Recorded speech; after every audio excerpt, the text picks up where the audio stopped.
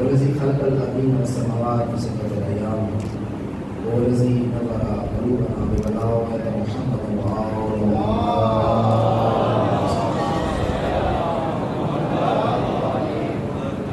ثم الصلاة والسلام والإكرام على رسول الله الأعظم المصطفى المحمود الأحمد المهدي النبي الطيب البشير العام سيدي ومولاي أبي القاسم محمد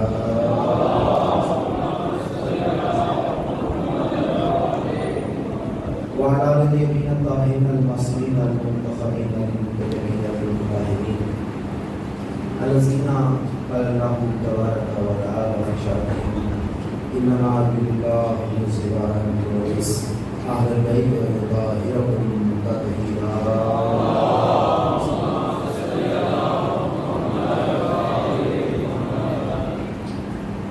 وعلى جميع الشهداء والصالحين والصديقين وعلى أهلهم. أما بعد، قال سبحانه في القرآن وهو أصدق القائلين وقوله الحق بالحق. بسم الله الرحمن الرحيم. وما خلقت الجن والإنس إلا ليعبدون. صدق الله مولانا العلي العظيم النبي محمد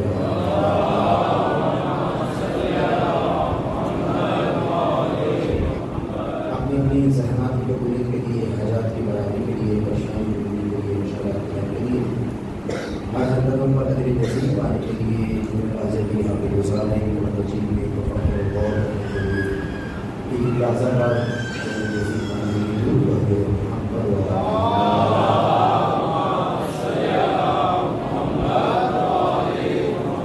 تمام رضا کی شفایابی کے لیے، تمام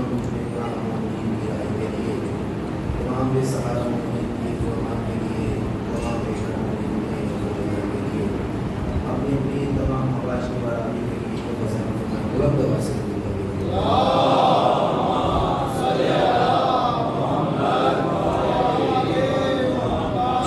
ایک زمین نظیر ارواح معصومین کے استقبال کے لیے احترام نبی کرنا کی منتر کے ساتھ جھکا کے عقیدت و محبت کے ساتھ سوال کرتے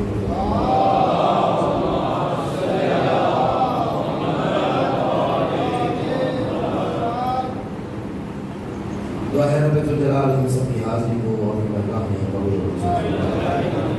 خدا ہمارے میں بیٹھنے کو، ہمارے جمع ہونے کو ہم سب کے لیے، ہم سب کے مومنین کے لیے میرے خیال میں جو اللہ کی بارگاہ میں ہاتھ پھیلاتا ہے وہ لوگوں کے سامنے ہاتھ پھیلانے سے مستقل ہو جاتا ہے. اللہ کے سامنے ہاتھ پھیلانے میں شرم نہیں ہونی چاہیے، پھیلا کے ہاتھ مانگنا چاہیے، وہ اللہ کا فرمان ہے. خدایا ہماری حاضری کو قبول فرما، ہمارے میں بیٹھنے کو اپنی برگاہ میں مسجد ایک اعضاء کو اپنی برگاہ میں عبادت شروع. خدایا تیری برگاہ میں متوجہ ہے، ہماری مجالس کو ظہور امام زمان کا زمین سازی کا وسیلہ کرا.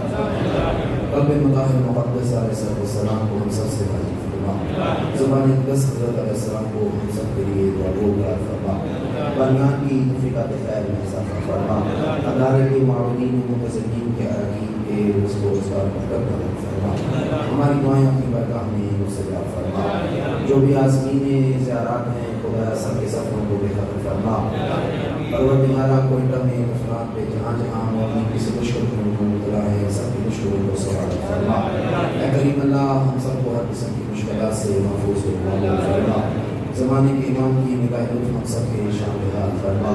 سال گزشتہ میں جو مومنین و مومنات کا رزق شکر کرتے رہے.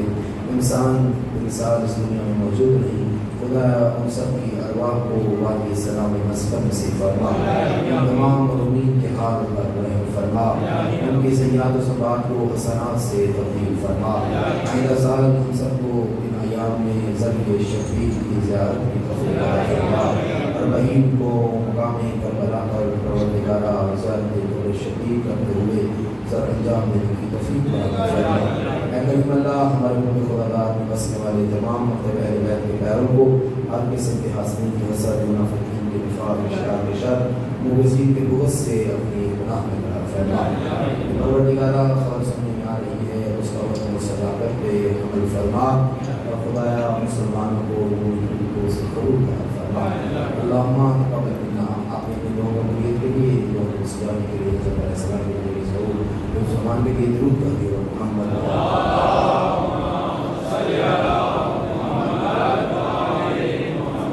اجازت ہے برادران بہت شکریہ. سلامت میں بہت ساتھی سلمان میں رکھے.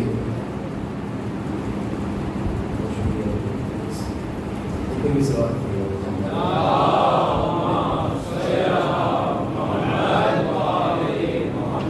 انتہائی معروف آیت جو اکثر اسلام آسمان کا موضوع سلمان رہتی ہے، وہ آیت جس میں خدا مقصد خلقت انسان بیان فرما رہا ہے. فرما رہا وما خلقت الجن والانس الا لیعبدون. میں نے جن اور انسانوں کو فقط اپنی عبادت کے لیے. یہ صرف ہمارے لحاظ والے یہ بیان نہیں کرتے بلکہ جتنے بھی نبی آئے وہ یہی بیان کرنے کے لیے آئے تھے.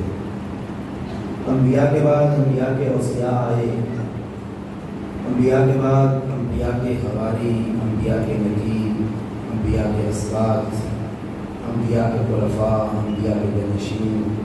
وہ بھی یہی سمجھاتے رہے کہ ہم سب خلق ہوئے ہیں تو اس کی عبادت کے لیے خلق ہوئے. مگر یہ کمال انسان کہیں، یہ کمظرفی یہ بشر کہیں کہ یہ جہول ہے، جلد بھول جانے والا ہے. نبی ان کو ہدایت سے ہم بیان کرتے رہے. آپ نے جیسے سننا ہے سنیے گا. مجھے اندازہ ہے کوئی مرکز میں دار نہیں ملتی لیکن ہم بھی پورا کتاب لے کے چلے ہوتے ہیں. آپ کو بھی خوب کے پائیں گے لیکن توجہ میرے ساتھ رکھیے گا. جس طرح آپ نے دعا پہ امین کہی ہے ویسے ہی توجہ کرنی رکھنے کی کافی اصلاح کریں گے.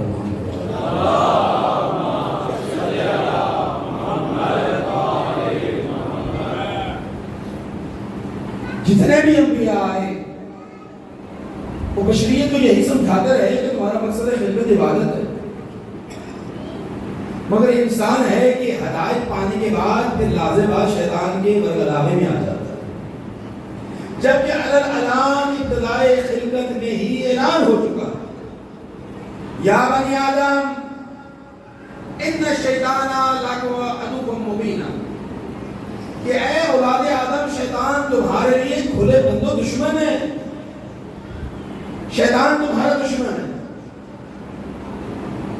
پہلے اس بات پہ رکنا چاہوں گا خدایا شیطان ہمارا دشمن کا ہر اولاد آدم کا دشمن ہے. شیطان خدایا ہمارے سامنے آ کر کبھی شیطان نے اپنی دشمنی نہیں نبھائی، کبھی ہمارے گریباں میں ہاتھ نہیں رکھا، کبھی آگے ہمیں گھونسا نہیں مارا، کبھی ہمیں تماچا نہیں مارا، کبھی ظاہر بظاہر آ کر مجھے نہیں کہا کہ اپنے اس بھائی سے الجھ جاؤ، اس بھائی کی غیبت کرو، اس بھائی پہ تہمت لگاؤ، اس بھائی پہ بہتان لگاؤ، اس بھائی کی چوری کر لو، اس بھائی کا حق غصب کر لو، اس مسلمان یا مومن یا انسان بھائی پہ یہ ستم کرو. مجھے تو کبھی خود کے سامنے نہیں آیا. اور خدا تو کہتا ہے ان شیطان لاقات وہ مبین. یہ کیسا کھلا دشمن ہے جو کبھی سامنے نہیں آیا. آواز رب سے لگی سنو یہ تمہارے سامنے کھل کے نہیں آیا مگر تمہارے باپ کے سامنے کھل کے آیا تھا. میں نے اعلان کیا تھا کہ میری ساری مخلوق میرا آدم اگر علم کے امتحان میں کامیاب ہو جائے تو تم سب نے اس کو سجدہ کرنا ہے. سب نے کیا تھا مگر یہ تمہارے باپ کا دشمن نکلا. اس نے میری ربوبیت کو ہی انکار دیا اور دشمنی تمہارے باپ سے رکھی. کہا اس کو سجدہ کروں جو مٹی سے خلق ہوا، میں تو آگ کے شعلے سے خلق ہوا۔ یہ تمہارے باپ کا دشمن ہے۔ جو باپ کا دشمن ہو وہ اولاد کا دشمن ہوتا ہے۔ یعنی یہ اصول خدا نے دیا ہے، جو دشمن پدر ہوتا ہے وہ دشمن نسل ہوتا ہے، جو دشمن باپ ہوتا ہے وہ دشمن اولاد ہوتا ہے، جو والد کا باپ کا دشمن ہو وہ اولاد کا دشمن ہوتا ہے۔ یعنی یہ اصول خدا نے سمجھایا ہے اور میرے محمد نے بتایا ہے، انا و علی ابوہ ہذہ الامہ، میں محمد اور میرا بھائی علی ہم دونوں اس امت کے باپ ہیں، اور جو باپ کا دشمن ہو اس کو ہم رضی اللہ نہیں کہہ سکتے۔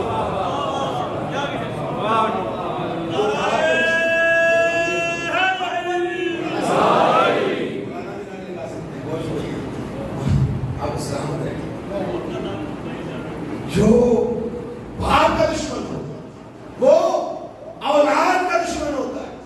وہ تو فرمائیے ہمارا باپ آدم، ان کا دشمن شیطان، ہمارا بھی دشمن، ہمارا امت مصطفیٰ کا باپ مصطفیٰ، جو مصطفیٰ کا دشمن وہ ہمارا دشمن۔ دشمنی کیسے سمجھ میں آئے بھائی؟ جو کھل کے محمد کے سامنے آیا وہ تو نظر آ رہا ہے نا۔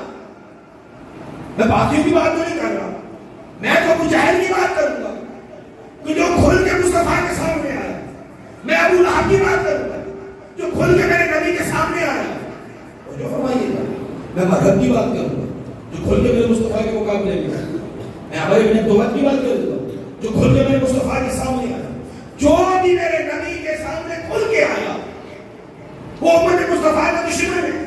جیسے نبی کے سامنے کھل کے آنے والا امت مصطفیٰ کا دشمن ہے، ویسے ہی علی کے سامنے کھل کے آنے والا پوری امت مصطفیٰ کا دشمن ہے، وہ چاہے کوئی بھی ہو، کہیں کا رہنے والا بھی۔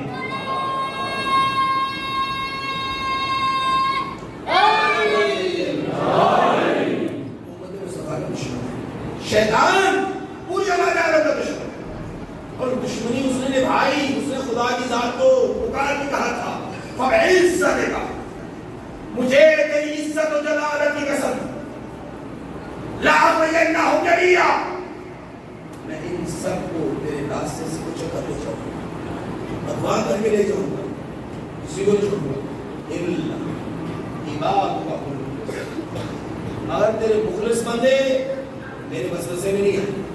اب جتنے انبیاء آئے یہ بشریت کو اخلاص کی دولت سے مالا مال کرنے آئے۔ جتنے بھی اولیاء و اوصیاء، جتنے بھی نبی، جتنے بھی اسباب، جتنے بھی جانشین پیغمبر دنیا میں آتے رہے، یہ بشریت کو اخلاص کی نعمت سے مالا مال کرنے، کہ انسان خالص رہے، مخلص رہے، کس کے ساتھ؟ اپنے رب کے ساتھ۔ مگر یہ انسان بھی عجیب ہے، ہر نبی اس کو خدا تک لاتا رہا، یہ خدا کو چھوڑ کے شیطان کی طرف جاتا رہا، اللہ کی نہ مانتا رہا، شیطان کی مانتا رہا۔ یہ بشریت کی مشکل رہی ہے۔ پریشان تو نہیں ہونے کی گفتگو سے میری بات پہنچ نہیں آتا؟ یہ محبت سے صلی اللہ علیہ محمد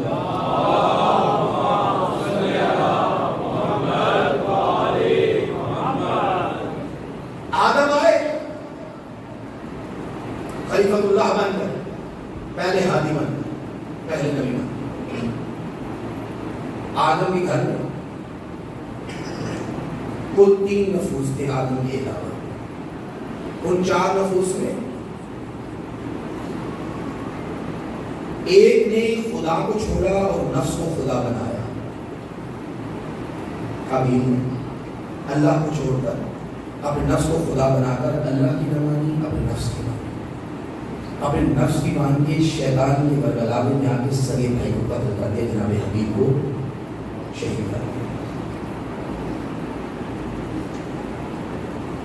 آدم کے بعد شیش پیغمبر آئے، گمراہ بشریت کو خدا کی طرف لے کے آئے۔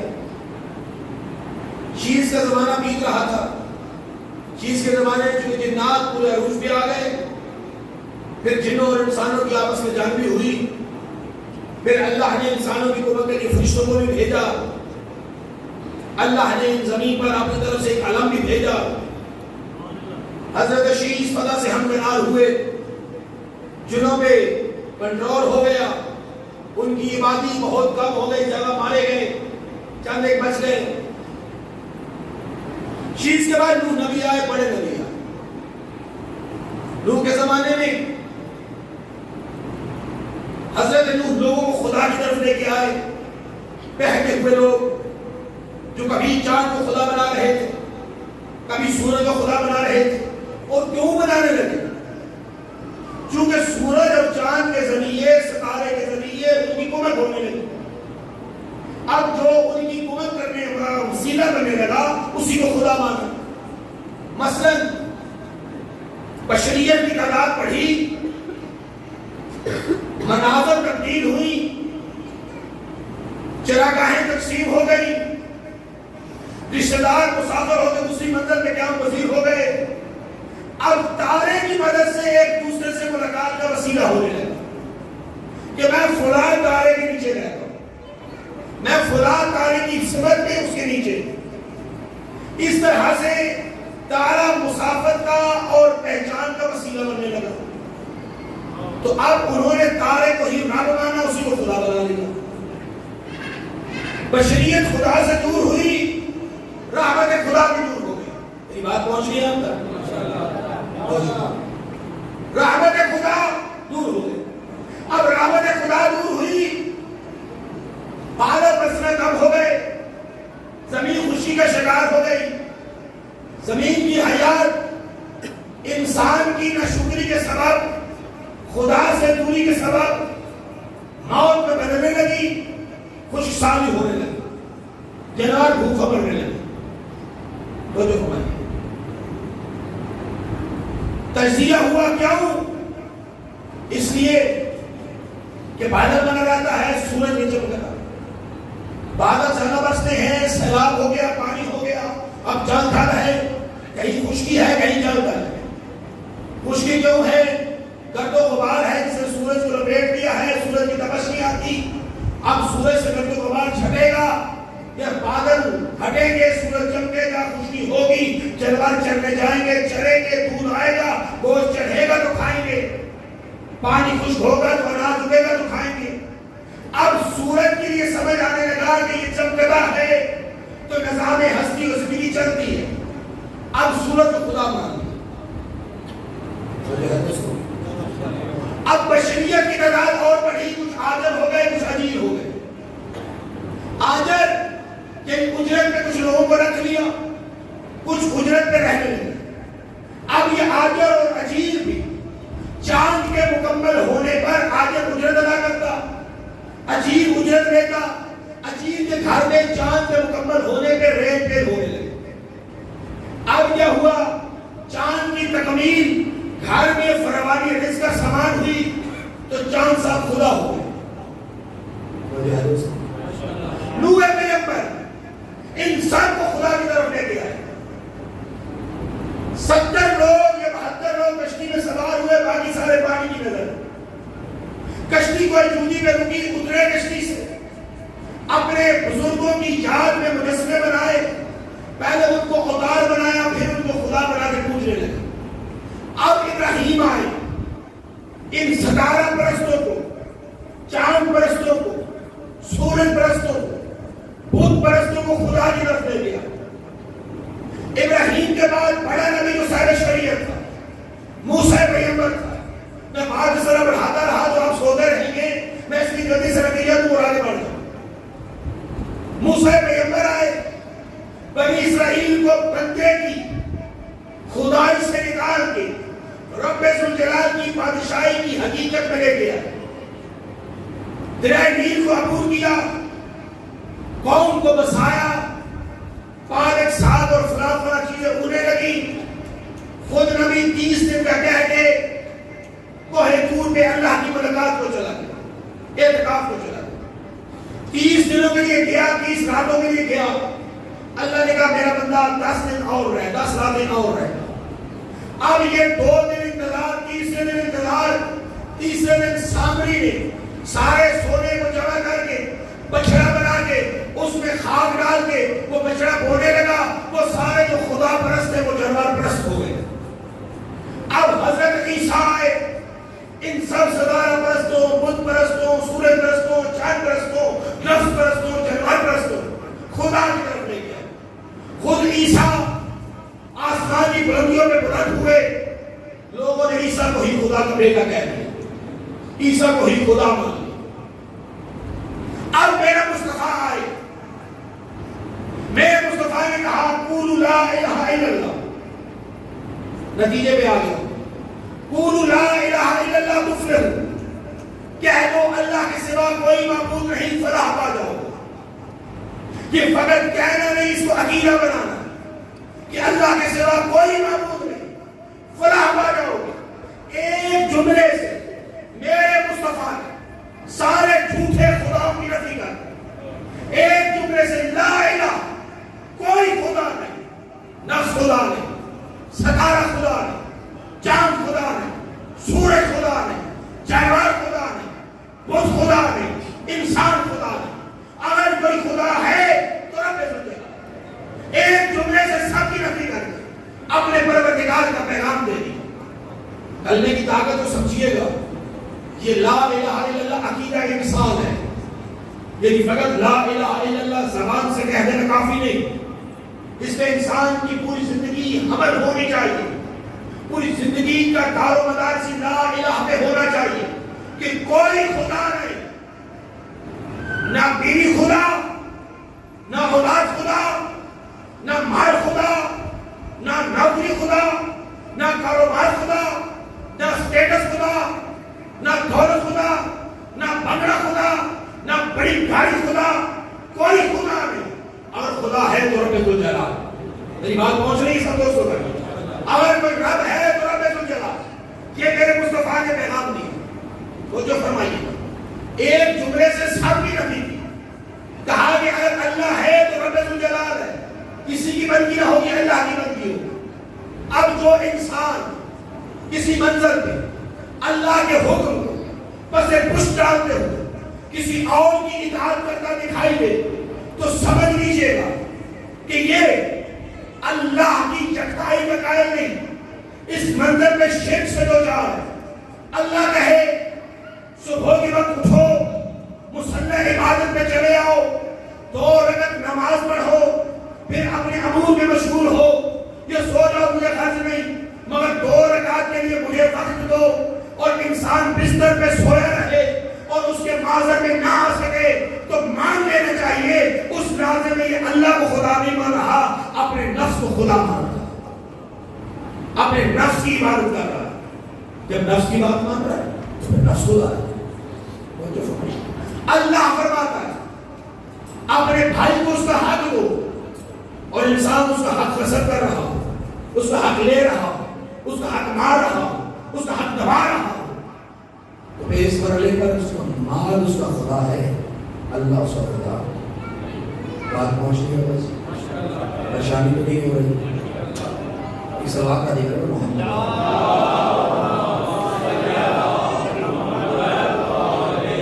یعنی لا الہ فقط کہنا نہیں، عقیدہ زندگی ہے لا الہ.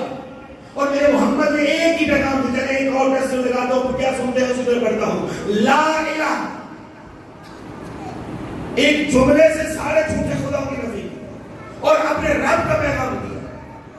یہ مصطفیٰ ہے، آخری نبی ہے، آخری رسول ہے، مگر آخری ہادی نہیں. اپنے بعد ہدایت کے وسائط دے گئے ہیں. ایک واسطہ ہدایت قرآن ہے، ایک واسطہ ہدایت اہل بیت ہے. اور اہل بیت کی پہلی فرق کہ جو صاحب ہدایت ہے، صاحب ولایت ہے، من کنت مولا کی مصداق ہے. اب اس کی ذمہ داری بعد اس مصطفیٰ ہے کہ امت کو بکھرنے نہ دے، امت کو وہی پیغام دے جو مصطفیٰ نے دیا ہے، اور فقط زبان سے نہ دے، کیونکہ زبان سے ہونے والا کام تو پورا ہو گیا تھا اور اس کے بعد کسی اور پیغام کی ضرورت نہیں. اب وہ عمل سے کرے. اب عمل سے کرے تو کیا کرے؟ اب میرے علی نے خدا کی قسم سنیے گا، علی نے اپنی زندگی کے مرحلے میں ان سارے جھوٹے خداؤں کی نفی کی ہے. آتے ہی وہ گھوڑے میں اصغر کو چیر کے اعلان کیا ہے کہ جانور خدا نہیں ہے. وہ گھوڑے میں اصغر کو چیر کے اعلان کیا ہے جانور خدا نہیں ہے. بستر رسول پہ سو کے اب نفس کو خدا کو بیچا ہے اور اعلان کیا ہے کہ نفس خدا نہیں ہے. تارے کو در پہ چھپوایا ہے اور اعلان کیا ہے تارا خدا نہیں ہے. چاند کے 2 ٹکڑے کروائے ہیں اور اعلان ہوا ہے تارا خدا نہیں ہے. ڈوبے ہوئے سورج کو پلٹایا ہے اور بتایا ہے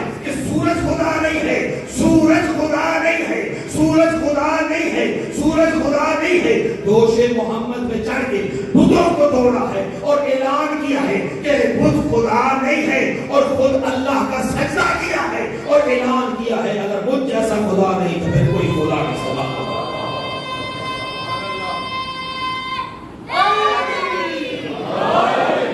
بس خدا ہے تو وہی ہے. اور خدا یہ چاہتا ہے کہ انسان فقط اسی کا بنتے رہے. یہ کون و مقام اللہ نے خلق کیے تو انسان کے لیے خلق کیے. جا بجا فرماتا ہے کہ میں نے یہ سب کچھ بنایا تو تیرے لیے بنا اور تجھے خلق کیا اپنے لیے خلق کیا. فقط تو خلق ہوا ہے ذات رب الجلال کے لیے. اسے اللہ چاہتا ہے کہ تو اسی کی طرف رہے. اور یاد رکھیے یہ جو اللہ نے انسان کو خلق کیا اور عبادت کے لیے خلق کیا اور نتیجہ دیا کہ اگر تو میری مانگتا رہے گا تو پھر تیرے لیے جنت ہے جس میں نہریں ہوں گی, جس میں جو تو چاہے گا معاشے تو جو تم چاہو گے وہ پیش ہوگا. اور اگر میری نہ مانی تو پھر کیا ہوگا؟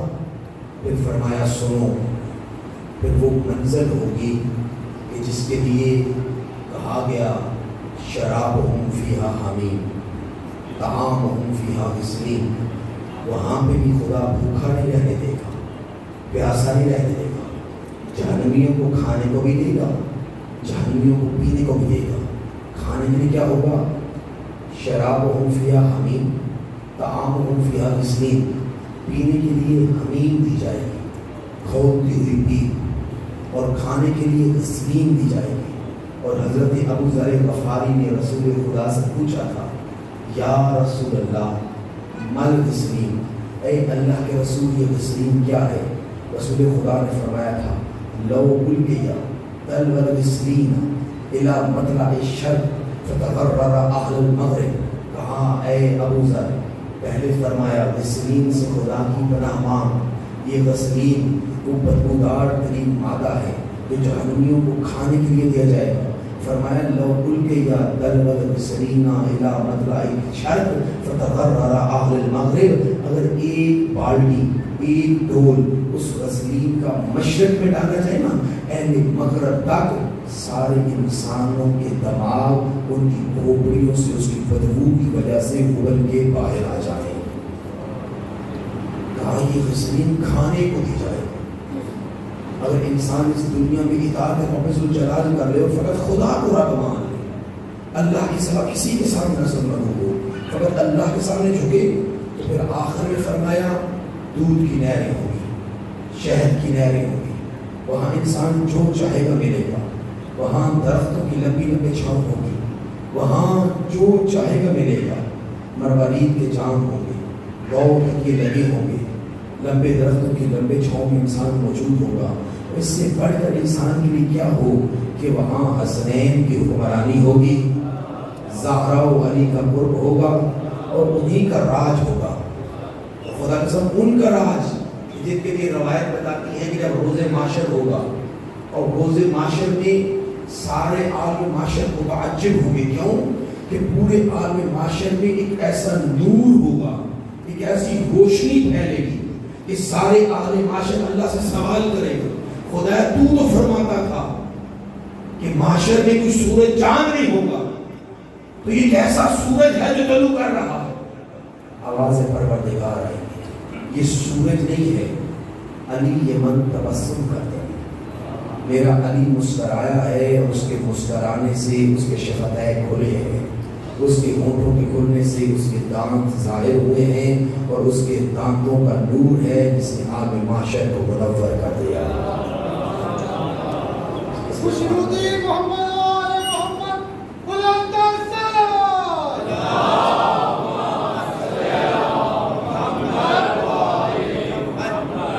اصغر بھائیو, ہمارے لیے افتخار ہے کہ ہمارا دنیا و آخر میں امام علی ہے, اور دنیا میں بھی ہم رہیں تو علی کے پیچھے رہیں. ہمارے کردار سے بھی علی کا کردار چلنا چاہیے. اسی لیے رسول ہمارے درمیان قرآن اور اہل بیت کو چھوڑ کے گئے. قرآن ہمارے لیے ہدایت کا وسیلہ, اہل بیت رہنمائی کا وسیلہ. ہم اہل بیت کی سیرت سے استفادہ کریں, قرآن کی آیتوں سے استفادہ کریں, تاکہ ہماری عاقبت حسنین کریمین کی سرداری کے اندر ہو. اور آخری بات کروں, عزیزوں جس طرح کمال پہ آپ نے سنا آخری جملہ برداشت کر کے سنیے گا اور یاد رکھیے گا اکثریت کے ساتھ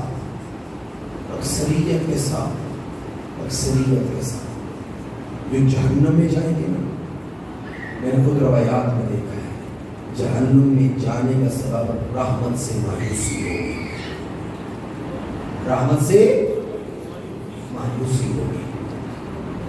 روایت کہتے ہیں خدا چونکہ عادل ہے، ایک روایت کو آپ نے سنی ہوگی قرآن کی اس آیت کی تفسیر، جب نماز روزے زکوٰۃ جہاد تو لے جائیں گے اور پھر کچھ ایسے ہوں گے کہ جن میں یہ فرشتے کہیں گے تمہارے اعمال تو پورے ہیں، بس جنت کی راہ لو، اور وہ جنت کی طرف خرامہ خرامہ خوشحاں جا رہے ہوں گے، تو خدا فرمائے گا وہ مسلوب، ان کو روکو، ان سے ایک سوال ہونا باقی ہے۔ اہل سنت کے منابع نے بھی لکھا کہ سوال ان سے کیا ہوگا، وہ کہ مسلوم ولایت علی ابن ابی طالب، کہ ان سے ابھی علی کی ولایت کا سوال ہونا باقی ہے، اگر علی کی ولایت کا سوال کا جواب دے پائے تو جنت میں جائیں گے، ورنہ سیدھے جنت کے دروازے سے جہنم میں جائیں گے۔ اور کچھ ایسے ہوں گے جو جہنم کی طرف جا رہے ہوں گے جن کے اعمال ناموں میں تقصیر رہ گئی ہوگی، اعمال ناموں میں کمی رہ گئی ہوگی۔ اب ایسی حالت میں وہ جب جا رہے ہوں گے جہنم کی طرف، فرشتے ان کو کھینچ کے جہنم کی طرف لے کے جا رہے ہوں گے، وہ مڑ مڑ کے پیچھے دیکھیں گے، فرشتے کھینچ کے آگے بھیجیں گے، وہ مڑ کے پیچھے دیکھیں کہ وہ جہنم کے داہنے میں پہنچے۔ اس وقت خدا ان سے مخاطب ہے، تمہیں جہنم سنا بھی گئی، سامنے جہنم دکھائی دے گئی، یہ پھر پیچھے میں مڑ کے کیا دیکھتے؟ اس وقت کہیں گے پروردگار اگرچہ ہمارے نام اعمال کم ہیں، ہمارے اعمال اس معیار پہ پورے نہیں ہیں، ہمارے نام اعمال میں کمی کوتاہی کاسی ہے، اور پروردگار ہمیں جو محمد و آل محمد نے تیری رحمت کے بارے میں بتایا ہے نا، انہوں نے فرمایا سابقت رحمتہ علی غضبہ، اس کی رحمت اس کے غضب سے آگے آگے چلتی ہے۔ اگرچہ ہمیں جہنم سنا دی گئی، جہنم دکھائی دی رہی ہے، جہنم کے عذاب سے ہم دوچار ہونے والے ہیں، مگر اس مرحلے میں بھی ہم تیری رحمت کے امیدوار ہیں۔ اس وقت خدا فرمائے گا فرشتوں ان کے گلے سے توق اتار دو، ہاتھوں سے گڑیاں کھول دو، پیروں سے بیڑیاں اتار دو، ان کے کمروں سے سنگل کو اتار دو، ان کو جنت کی راہ دکھا دو، یہ جنت کے راہی ہیں جو زندگی کے اس مرحلے میں بھی مجھ سے رحمت کی امید لگائے بیٹھے ہیں۔ مجھے شرم آتی ہے کہ یہ میری رحمت کے امیدوار ہو، میں ان کو جہنم میں بھیج دوں، جنت کی طرف۔ اس لیے اللہ کی رحمت سے امیدوار رہنا چاہیے۔ اور عزیزو اللہ کی رحمت کا جو امیدوار ہوتا ہے نا، وہ سونے سے پہلے اپنے گناہوں کی مغفرت کروا کے سوتا ہے۔ اور خدا کی قسم دو آنسو ایسے ہیں جو اللہ کو بڑے پسند ہیں۔ ایک آنسو جو رات کی تاریکی میں اپنے گناہوں کو یاد کر کے اس کے خوف سے بہایا جائے، وہ ایک آنسو بھی جہنم کی آگ کو بجھا سکتا ہے۔ اور دوسرا وہ آنسو جو ہمیں حسین میں بہایا جائے۔ عزیزو 11 سفر مظفر کی رات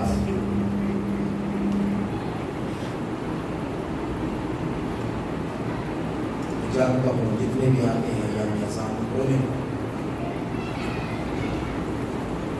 اس لیے ایک ایسی عبادت ہے جو نیکیوں میں ایسے اضافہ کرتی ہے جیسے ہر لحظے پہ انسان گھر میں کعبہ میں کھڑے ہو کے کہ رات سونے کی فراست کے لیے مان رہا ہے۔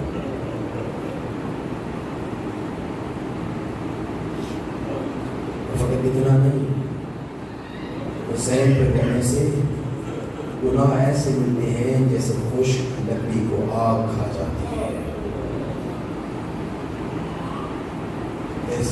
صادق مولا نے فرمایا جب بھی ہو کسی کے غم میں ہو اپنے رونے کو موڑ دو کربلا کی طرف، کربلا کی شہید۔ اب سوچ رہا ہوں کس کے درد پڑھوں،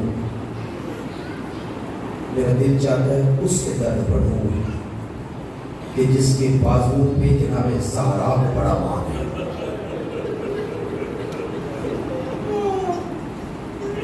جب عالم میزان کا انتخاب عالم ہے نا، عالم مسالی، عالم زر، عالم ارواح، عالم اسباب، عالم برزخ، عالم نشور، عالم میزان. وہ جو عالم میزان ہے، اگر آپ کو جو میری طرف کرتے میرا ساتھ دے تو میں آپ کو علم کی کچھ موتیاں بھی بول کی طرف ارسال کرتا، مگر آپ کی توجہ ایسی تھی کہ میں نے بھی سلسلے سے گفتگو کی تاکہ وقت گزرے اور اپنے پیغام کی طرف پیغام پہنچاؤں، میں لکھنا چاہوں. وہ جو عالمی برزخ کے عالم میزان نشور کے بعد آئے گا، اس کے بارے میں شیخ صدوق نے اپنی امالی میں، اپنی نامی تصویر مجلس میں ایک روایت کو نقل کیا. ہمارے جب عالم میزان قائم ہوگا نا، ساری مخلوق اپنے قدموں پہ چل کے آئے گی. فقط محمد کی بیٹی ہوگی جو ناقہ نور پہ سوار ہو گیا.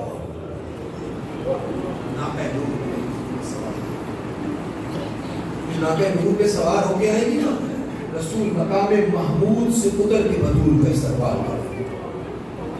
روایت کہتی ہے خود رسول محمد کا پردہ ہٹائے، جناب مخدومہ پائے ادھر معمل سے باہر رکھے، رسول بطول کا شکستہ ہاتھ تھامیں گے، بطول کا ٹوٹا ہوا ہاتھ تھام کر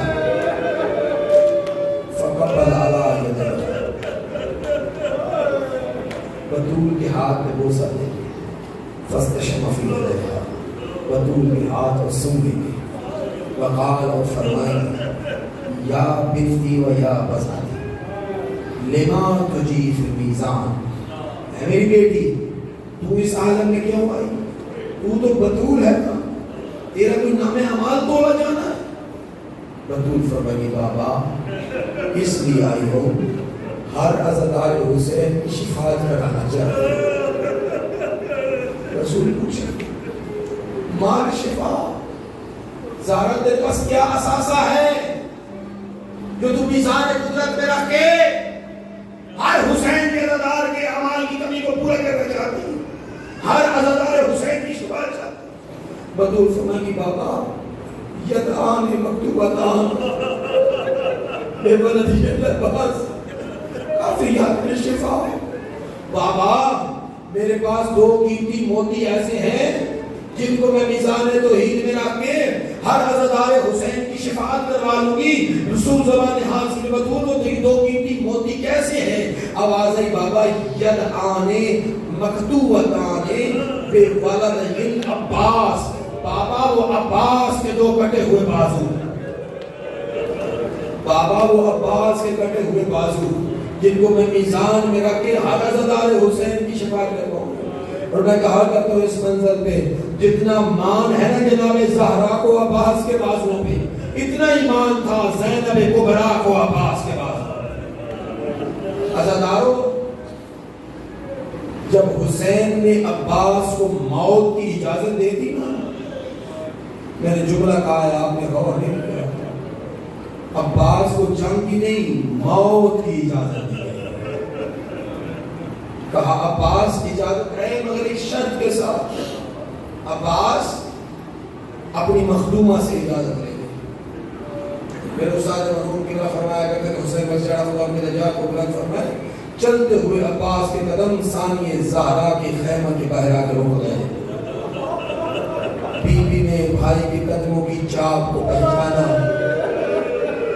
مصلی کو چھوڑ کے دل خود در خیمہ پر آئی، پردہ ہٹا کے عباس کو کھڑا پا کے فرمایا عباس کبھی بھائیوں کے بہنوں سے پردے ہوا کرتے؟ یا اللہ کہہ کے یا علی کہہ کے خیمے میں چلا آتا. بی بی نے عباس کا ہاتھ تھاما اپنے خیمے میں لے کے چلی.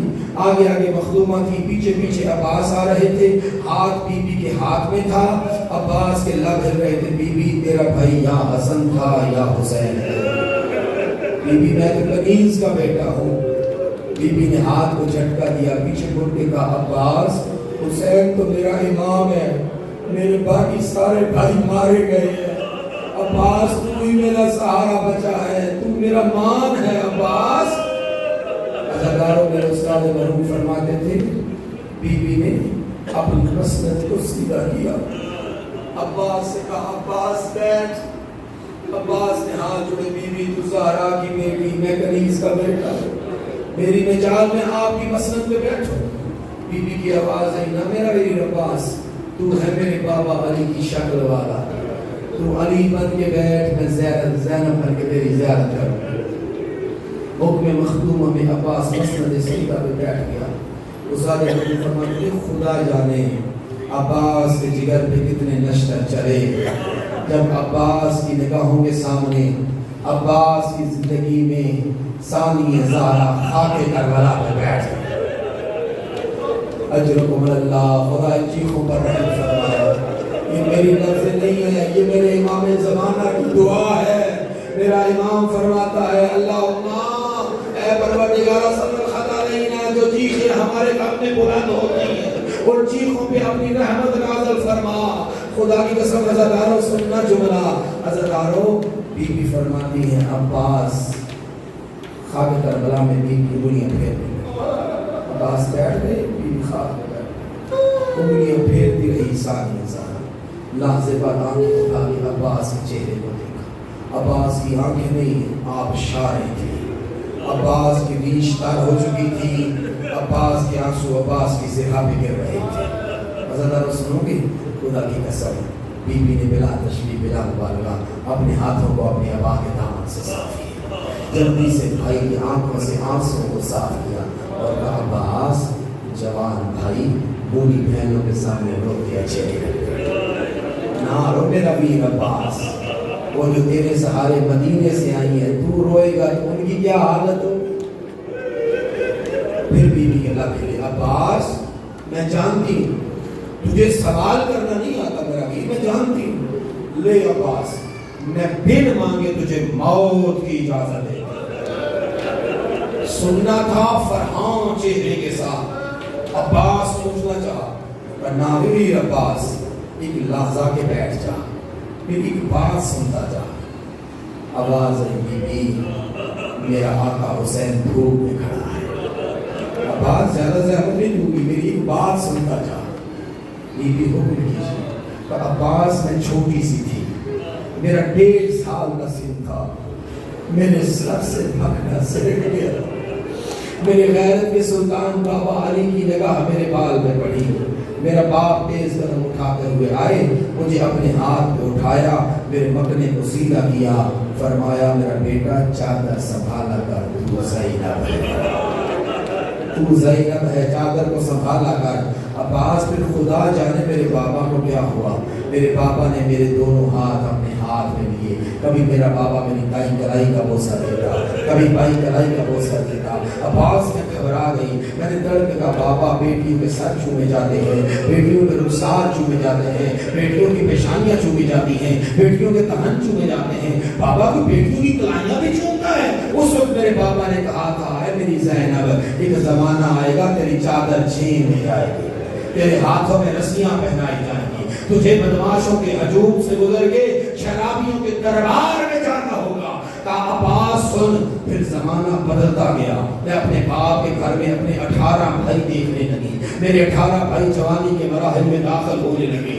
عباس جب میں اپنے 18 بھائیوں میں حسن و حسین کے ہوتے ہوئے تجھے دیکھتی تھی نا، میں سوچا کرتی تھی میرا بابا بڑا سچا ہے، مگر تیرے سراپے کو دیکھ کے میں ایک لحظے کے لیے رک جاتی تھی، بابا تو بڑا سچا ہے مگر کس کی مجال کہ عباس کے ہوتے ہوئے کوئی میری چادر میں ہاتھ نہ دے، میرے ہاتھوں میں رسل ڈالے۔ مگر عباس اب تو جا رہا ہے موت کی طرف، اب یقین ہو گیا اسی منزل پہ چادر بھی اترے گی، ہاتھوں میں رسیاں بھی آئیں گی، شرابیوں کے ہجوم سے گزر کے شرابیوں کے دربار میں بھی جانا ہوگا۔ بس عزاداروں چلا عباس، عزاداروں بس اتنا سن لو، عباس نے کہا مولا میرا آخری سلام۔ عزاداروں عباس کی عظمت قبلہ سننا چاہو، مصائب عباس میں عظمت عباس کا جملہ۔ خدا کی قسم حسین کا بھائی اتنا وجیح تھا، اتنا کٹاور تھا، میں نے خود دیکھا ہے کتابوں میں، جب گھوڑے کے ساتھ چلتا تھا نا، اس گھوڑے پہ حسین سوار ہوتے تھے، عباس زمین پہ چلتا تھا تو مولا کے شانے کے برابر آتا تھا۔ اتنا مؤدب تھا اپنے امام کے لیے کہ امام سے پہلے ہی گھوڑے سے اتر کر اپنے امام کے قریب آتا تھا کہ کہیں میرا قد امام سے دراز نہ ہو۔ حضرت رسول کی جملہ یہی سبب ہے، جب بشیر بن جزنہ گیا ہے نا مدینے، اور اس نے جا کے کہا بی بی تیرا عباس مارا گیا۔ بی بی النبی نے کہا بتا میرا عباس گھوڑے سے کیسے اترا؟ کہا بی بی آپ کے بیٹے کے سر میں گرز لگا ہے۔ بی بی نے رو کے کہا بشیر ایسی کون سی ماں ہے جس نے ایسا بیٹا دلا ہو جو میرے عباس کے سر میں جا کے گرز مار گئے؟ اتنا قداور عباس۔ بشیر نے کہا بی بی تو سچ کہتی ہے، مگر ہوا ہی تھا عباس کے پر کٹ گئے۔ اجرکم اللہ جنہوں نے آئے کہا بس ایک منظر بلند کرو، آؤں کی آواز بلند ہو، بی بی راضی ہو میں ممبر چھوڑ دوں۔ حضرت سننا جملہ خدا کی قسم 40-50 میں بھی مسائل پڑھوں عباس سے تو ختم ہونے والے نہیں ہیں۔ حضرت جلدی سے ممبر چھوڑ رہا ہوں، اپنی ذہن کو تمام مگر اپنی آنکھوں کو بلند کرنا تاکہ بی بی راضی ہو جائے۔ وہ شام سے آئی ہے وہ دعا دیتی ہوئی واپس جائے، حضرت جو مدینے سے آیا ہے وہ بھی دعا دیتا ہوا ہمیں واپس جائے۔ حضرت سننا جملہ خدا قسم بشیر کہتا بی بی عباس کے بازو کٹ گئے، عباس کی آنکھ میں تیر لگ گیا تھا۔ بی بی عباس نے سر جھٹکا، تیر آنکھ سے نکلا نہیں۔ عباس نے سر جھکا کے اپنے دونوں زانووں میں تیر کی انگلی لے کے جھٹکا دے کے تیر نکالنا چاہا، ابھی جھٹکا دے رہا تھا سر میں گرز لگ گیا۔ گرز لگتے ہی گھوڑے سے زمین پہ سر کے بل آیا، آواز آئی مولا حسین میرا آخری سلام۔ حسین نے سلام سنا، ہاتھ پشت پہ آ گئے، بے ساختہ زبان سے نکلا قد ان کا سرت ظاہری، ہائے حسین کی کمر ٹوٹ گئی۔ عزاداروں پھر بھی راویوں نے لکھا ہے حسین مرتجز کی زین میں سجا، ایسا حملہ کیا جیسے شہباز اور پہ لپک پڑا۔ عزاداروں پٹی دل دشمن بھاگنے لگا، میدان خالی ہو گیا۔ اسی لیے راوی کہتے ہیں مطمئن ہو کے حسین پلٹا، نفس مطمئنہ مطمئن ہو کے عباس کے سرحانے اترا، اپنے سر سے امامہ اتارا۔ عباس کا کھلا ہوا سر جیسے کلی کھل کے پھول بن جاتی ہے نا، آئے عزادارو آئے تو کہہ سکتے ہو نا۔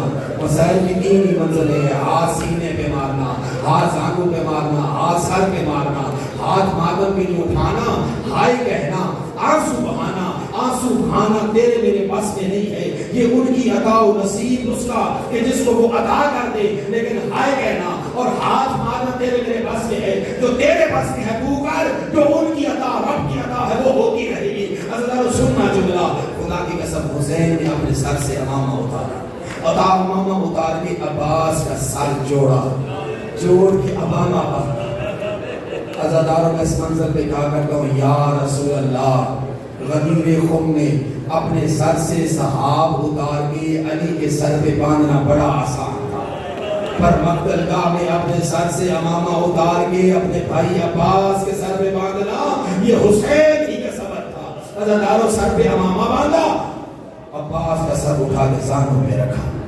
عزاداروں عباس نے زانوں سے سر ہٹا دیا، حسین مولا نے دوبارہ اٹھا کے رکھا۔ جب تیسری مرتبہ عباس نے ہٹانا چاہا نا، مولا حسین کے لبے دے میرا ویر عباس، گرز لگنے سے تیرا سر پھٹ گیا ہے، تیر لگنے سے تیری آنکھ بہ گئی ہے، عباس تیرے شانے کٹ گئے ہیں، تیرا جسم رکبن رکبہ ٹکڑے ٹکڑے ہیں۔ عباس کیوں زحمت کرتا ہے؟ یہ میرے ظالم سے بار بار سر کیوں ہٹا رہا ہے؟ آواز آئی مولا مجھے منظر یاد آ رہا، میرا چاند کیسا منظر؟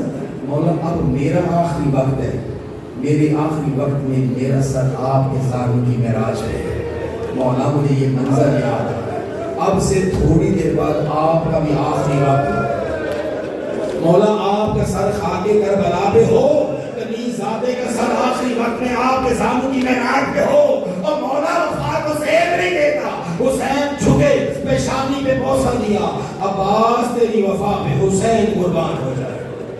عزاداروں کو مڑ گیا مدینے کی طرف، اما ام البنین تیری تربیت پہ حسین والی ہو جائے۔ بس عزاداروں ایک روایت متحد کو تمام کر دو، خدا کی قسم عزاداروں عباس کے لبے میں لگے، میرا جان مجھ سے کچھ کہنا چاہتا، ہاں مولا دو غزل میں عباس زمانے کا امام، تو میرا بھائی ہے، مانگ جو مانگے گا حسین عطا کرے، مولا زیادہ زحمت نہیں، پہلی حسد یہ ہے میری لاش خیموں میں نہ لے جائے، مجھے سکینہ سے شرم آئی. اچھا میرا یہ بھیڑ مولا دوسری حسرت یہ ہے جب دنیا میں آیا تھا سب سے پہلے تیرا چہرہ دیکھا. آج حسین دنیا چھوڑ کے میں جا رہا ہوں مولا حسین میں جا رہا ہوں مولا جاتے ہوئے آپ کا چہرہ دیکھتا ہوا دنیا چھوڑنا چاہتا ہوں. آج دیکھنا مولا کیسے دیکھ لو ایک آنکھ پہ تیر لگا آنکھ پہ گیا مولا سر پہ قرض لگنے سے دوسری آنکھ پہ خون جمع ہوا. مولا اگر میرے ہاتھ صاف ہوتے تو آپ کو زحمت نہ دیتا. مولا احسان کیجئے نا میری آنکھ سے خون صاف کیجئے. حسین نے کمال شفقت سے اپنی ابا کے دامن سے بھائی کی آنکھ سے خون کو صاف کیا. عباس نے آنکھ کھول کے دیکھا آنکھ سے آنسو ٹپکا. عباس کو رو رہا ہے. ہاں مولا مجھے کیا خبر تھی کس کا عباس مارا جائے وہ ایسے غریب ہو جاتا. عباس اپنی حسرت میری حسرت مولا اس حالت میں عباس ایک مرتبہ بھائی گئے آواز آئی آئے کربلا کا مسافر بھائی. در خیمہ سے آواز آئی عباس حسین کو بھائی کہا میں کچھ نہیں لگتی. منہ مڑ گیا خیموں کی طرف آئے ہو میری قیدر بہن. بس آخری لحظہ ایک یا ڈیڑھ منٹ کی زحمت عزادارو حسین نے دیکھا عباس کے چہرے پہ مسکان آ رہی ہے. دعا کروں گا آمین سارے کہنا. دعا کرو کبھی کوئی جوان بھائی کسی بوڑھے بھائی کی گود میں نہ مرے. کوئی بوڑھا بھائی کسی جوان بھائی کو مرتے ہوئے نہ دیکھے. عزادارو حسین نے دیکھا عباس کے چہرے پہ مسکان ہے. عباس تو مسکرا رہا ہے. مولا کوئی میرے سر پہ ہاتھ پھیر رہا ہے. مولا مجھے درد کا سکون ہو رہا ہے. عباس سلام کر میرا نانا مدینے سے آ گیا. مولا کو میرے شان تھپتھپا رہا ہے. عباس سلام کر بابا علی نجف سے آ گئے. مولا کوئی میرے سینے پہ ہاتھ رکھ رہا ہے. عباس سلام کر بھیا حسن بقیہ چھوڑ کے آ گئے. مولا کوئی قدموں کی جانب محسوس ہو رہا ہے. عباس پاؤں سمیت میری ماں زہرا بقیہ چھوڑ کے تیری لاش پہ بہن کرنے آ گئی. وہ پکار کے کہہ رہی ہے آئے میری زینب کا مردہ آئے میری بیٹیوں کا آسرا. عزادارو جس شہید کا جنازہ بھی خیموں میں گیا ہے نا اس شہید کے نام کے بہن ہوئے. اکبر کا لاشا گیا بہن ہوئے واہ اکبرہ. قاسم کا جنازہ گیا بہن ہوئے واہ قاسمہ. اون کی لاش آئی بہن ہوئے واہ اونا. ہر شہید پہ ہر شہید کا نام لے کے بہن ہوا. مگر جب عباس کا علم گیا تو بہن بدل گئے. ہر بیوی نے کہا واہ حجابہ ہائے جابر ہائے. خدایا ہمارے ہماری آنسوں کا قبول فرما ہماری چیزوں کو قبول فرما. امام زمان قلب رکھر کو راضی فرما. ان کے زمانے حدیث کو دعا کو اٹھا فرما. عالمان کی تفیقات خیر میں اضافہ فرما. انجمن کی معاونین منظمین کی ارکین کے اس مقام برکت نازل فرما. ہر کی حالت شریعہ کو پورا فرما. بیماروں سے شفا عطا فرما. روزگار کو روزگار عطا فرما. بے اولاد کو اولاد عطا فرما. مومنین مخلصین کو اولاد نبی عطا فرما. خدایا تیری برکات منتجی ہیں. زمانے کے امام کو ہم سب سے راضی فرما. اس اربعین کو پرشکو انداز میں ادا کرنے کی توفیق عطا فرما. چہل امام حسین کو اپنے گھروں سے نکل کر لبیک حسین کہتے ہوئے منزل چہل میں شامل ہونے کی توفیق عطا فرما. اے کریم اللہ امت مسلمہ کو اٹھا دے ایمانیت عطا فرما. امت مسلمہ میں تفرقہ ڈالنے والوں کو مسلم قبول فرما. مکتب اہل بیت کی پیاروں کی حفاظت فرما. مکتب اہل بیت کی پروردگار وسعت کی حفاظت فرما. زمانے کے امام کو پروردگار ہم سب سے راضی خوش فرما. اللهم صل وسلم على الحجة بن الحسن صلوات عليه وعلى آله في هذه الساعة وفي كل ساعة وليهم حافظ مقاعد وناصر دليل عينا حتى تسكنه وزل وتوكله فيها دليلا